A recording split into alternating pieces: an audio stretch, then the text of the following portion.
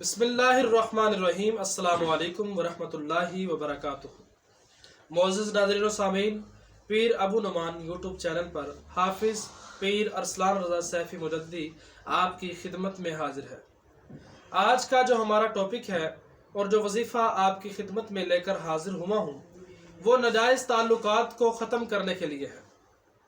ناجائز تعلقات سے مراد اگر کسی مرد کے کچھ خواتین کے ساتھ یا کسی ایک خاتون کے ساتھ ناجائز تعلقات ہیں، اب وہ تنگ آ گیا ہے اس ناجائز تعلقات کو ختم کرنے کے لیے، وہ وظیفہ ڈھونڈ رہا ہے یا کوئی حل تلاش کرنا چاہتا ہے، تو آج کی یہ ویڈیو اسی کے لیے ہے۔ انسان خطا کا پتلا ہے، غلطی کا پتلا ہے، انسان سے خطا سرزد ہوتی ہے۔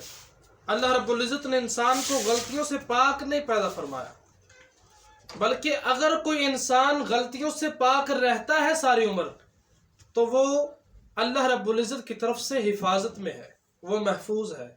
لیکن انسان، عام انسان معصوم نہیں ہے۔ معصوم صرف اور صرف انبیاء کی اور فرشتوں کی اور اللہ رب العزت کی ذات ہے۔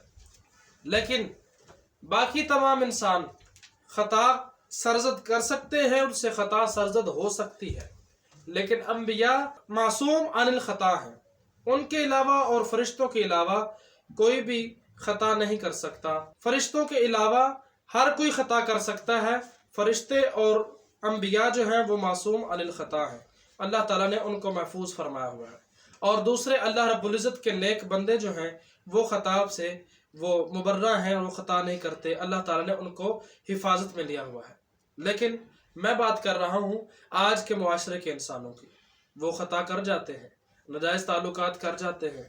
ان کے ناجائز تعلقات کو ختم کرنے کے لیے بہت ہی پاورفل اور بہت ہی زبردست اور مجرب سریع و تاثیر آپ کی خدمت میں ایک عمل لے کر حاضر ہوا ہوں۔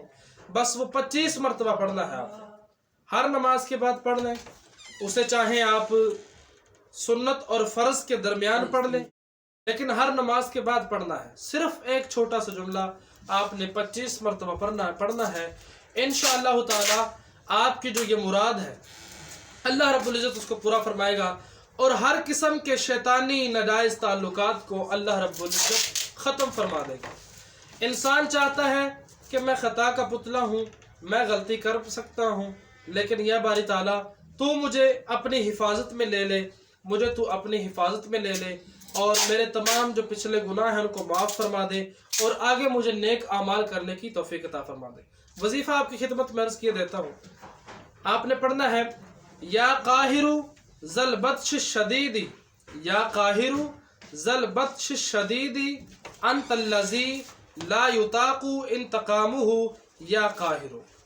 آپ اس وظیفے کو 25 مرتبہ ہر نماز کے بعد یا سنت اور فرض جو رکعتیں مختلف ہیں ان کے درمیان جو وقفہ ہوتا ہے، جو ٹائم ملتا ہے، اس کے درمیان آپ پڑھ سکتے ہیں، اور آپ نے یہ 25 مرتبہ کرنا ہے۔ اور اس کے بعد اللہ رب العزت سے سچی دعا کرنی ہے اور سچی پکی توبہ کرنی ہے کہ یا باری تعالیٰ تیری رحمت کا اور تیری مغفرت کا دروازہ ہمیشہ کھلا ہوا ہے۔ اللہ رب العزت تو ہی تو کہتا ہے کہ ہم تو مائل بکرم ہیں، کوئی سائل ہی نہیں، راہ دکھلائیں کسے کوئی راہ رو منزل ہی نہیں۔ تو ڈھونڈتا ہے بہانے معاف کرنے کے، عفو درگزر کرنے کے، اپنی غفوری دکھانے کے، اپنی کریمی اور رحیمی ہم پر نازل فرمانے کے بہانے ڈھونڈتا ہے۔ یا باری تعالیٰ میں تیرا غلام، تیرا بندہ یہ غلطی کر بیٹھا ہوں، یا باری تعالیٰ مجھے معاف فرما دے، میں آج تیرے سامنے پیش ہو گیا ہوں، دیکھ تیرا بندہ تیرے سامنے پیش ہو گیا ہے، یا باری تعالیٰ مجھے معاف فرما دے، میرے صغیرہ اور کبیرہ گناہوں کو معاف فرما دے۔ یا باری تعالیٰ میں تجھے تیرے پیارے محبوب صلی اللہ علیہ وآلہ وسلم کا وسیلہ دیتا ہوں، تیرے پیارے محبوب کی آل کا وسیلہ دیتا ہوں، تیرے پیارے محبوب کے اصحاب کا وسیلہ دیتا ہوں، تیرے نیک بندوں کا وسیلہ دیتا ہوں۔ یا الہی میرے ان ناجائز تعلقات کو جو ہے وہ ہمیشہ ہمیشہ کے لیے ختم فرما دے۔ آپ دیکھیں گے کہ آپ کی مراد کیسے پوری ہوتی ہے۔ یقین کامل بہت بڑی چیز ہے، اور اس کے بعد اللہ رب العزت کے سامنے سر مسجود ہو جانا اللہ رب العزت کو انتہائی پسند ہے۔